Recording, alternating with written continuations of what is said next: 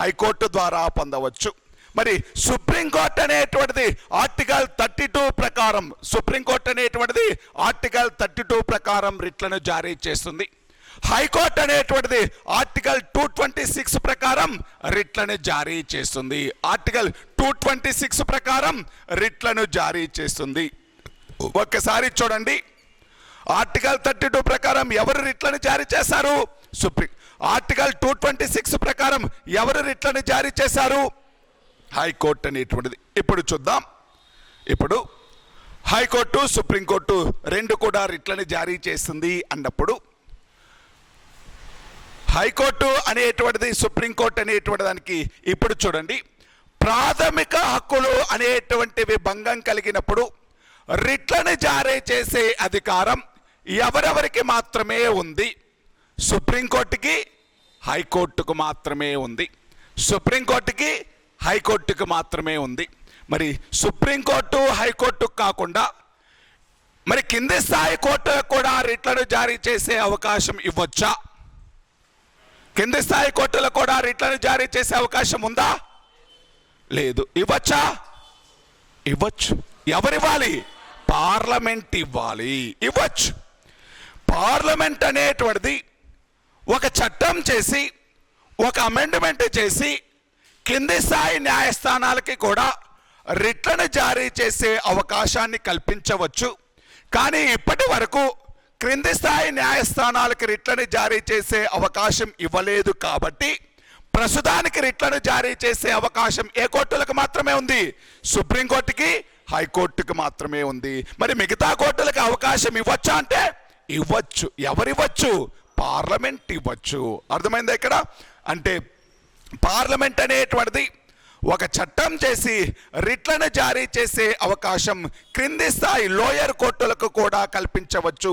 కానీ ఇప్పటి వరకు లోయర్ కోర్టులకి అంటే ఇటువంటి చట్టం ఏమీ చేయలేదు. కాబట్టి ప్రస్తుతానికి రిట్లను జారీ చేసే అధికారం ఎవరెవరికి మాత్రమే ఉంది అంటే సుప్రీంకోర్టుకి, హైకోర్టుకి మాత్రమే ఉంది.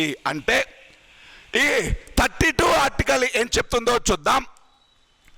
ప్రాథమిక హక్కులు అనేటువంటి వాటికి భంగం కలిగినప్పుడు వ్యక్తులు, ప్రాథమిక హక్కులు అనేటువంటి వాటికి భంగం కలిగినప్పుడు వ్యక్తులు సుప్రీంకోర్టుకు కానీ హైకోర్టుకు కానీ వెళ్ళవచ్చు. ఏమంటుందండి ఆర్టికల్ 32? ప్రాథమిక హక్కులకి భంగం కలిగినప్పుడు వ్యక్తులు ఎవరి ప్రాథమిక హక్కుకైతే భంగం కలిగిందో వాళ్ళు ఏ కోర్టులకి వెళ్ళవచ్చు? సుప్రీంకోర్టుకి, హైకోర్టుకి వెళ్ళవచ్చు. అలా వెళ్ళినప్పుడు హైకోర్టు అనేటువంటిది ఆర్టికల్ 226 ప్రకారం రిట్లను జారీ చేస్తుంది. అలా వెళ్ళినప్పుడు సుప్రీంకోర్టు అనేటువంటిది ఆర్టికల్ 32 ప్రకారం రిట్లను జారీ చేస్తుంది. అర్థమవుతుంది అనేది? అంటే ప్రాథమిక హక్కులకి భంగం కలిగినప్పుడు ఏ ఏ కోర్టులకు వెళ్ళచ్చు? సుప్రీంకోర్టుకి, హైకోర్టుకి వెళ్ళవచ్చు. మరి ఈ సుప్రీంకోర్టు, హైకోర్టు అనేటువంటి వాటికి వెళ్ళొచ్చు అంటే ప్రాథమిక హక్కులపై ఒరిజినల్ పవర్ అనేటువంటిది, ప్రారంభ విచారణ అధికారం అనేటువంటిది ఎవరికి ఉంది? ప్రారంభ విచారణ అధికారం ఎవరికి ఉంది? సుప్రీంకోర్టుకి, హైకోర్టుకి. అర్థమైంది? ప్రారంభ విచారణ అధికారం అంటే ఇంతకుముందే చెప్పా. ఒరిజినల్ పవర్స్ అంటే ఏంటి?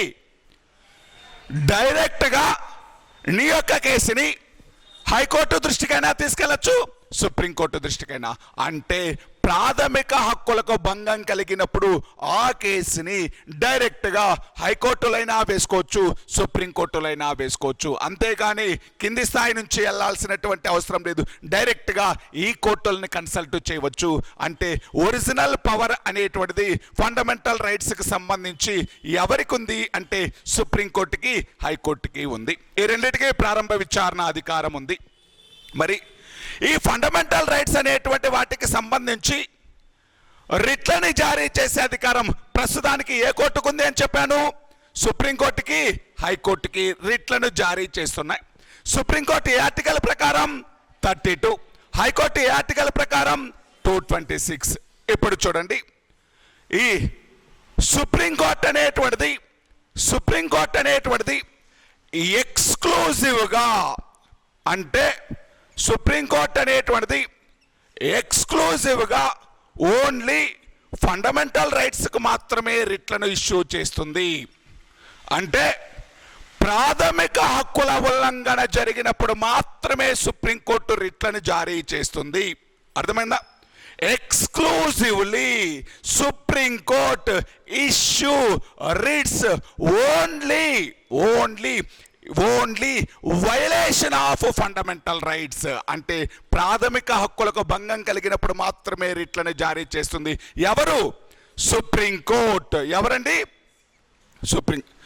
ఇప్పుడు హైకోర్టు అనేటువంటిది ఫండమెంటల్ రైట్స్గా వైలేట్ అయినప్పుడే కాదు, ప్రాథమిక హక్కులకు భంగం కలిగినప్పుడే కాదు, రిమైనింగ్ రైట్స్ అంటే లీగల్ రైట్స్కు భంగం కలిగిన, కాన్స్టిట్యూషనల్ రైట్స్కు భంగం కలిగినప్పుడు కాడా రిట్లను జారీ చేస్తుంది.